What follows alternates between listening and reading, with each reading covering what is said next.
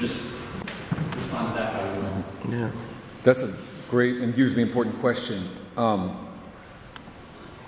This isn't a disagreement. What I do want to say is that I think the idea of what it looks like to be on the offensive and the defensive is not always clear, right? Mm-hmm. And it's not just that we're reacting to something doesn't mean that we're on the defensive necessarily.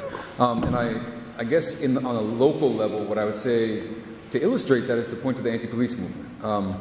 And specifically, this is something that usually takes the form of being against police murder. And so going back, several years now to the murder of Breonna Taylor Brown by Philadelphia police, and the fact that we as a small group of people began to mobilize and organize in response to this killing, right? Not necessarily posing an alternative society or creating these alternatives, but setting into motion a range of dynamics that were also national dynamics in the aftermath of Trayvon Martin, Ferguson, and then simultaneous with Baltimore. We had a huge Baltimore solidarity rally here.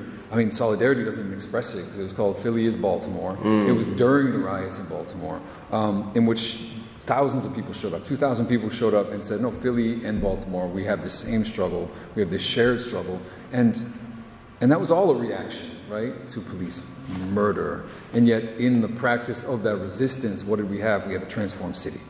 This is why Larry Krasner is the district attorney, right? Because movements pushed, insisted, transformed, not just those ones which were reacting to police murder, but also decarcerate. These movements that were building alternatives to policing in prisons, doing slow, hard work on the ground, helped create a different city, right?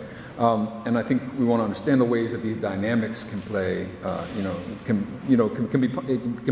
become part of a longer dynamic that helps to transform just the terrain that we're operating on. And I think it's been a momentous transformation.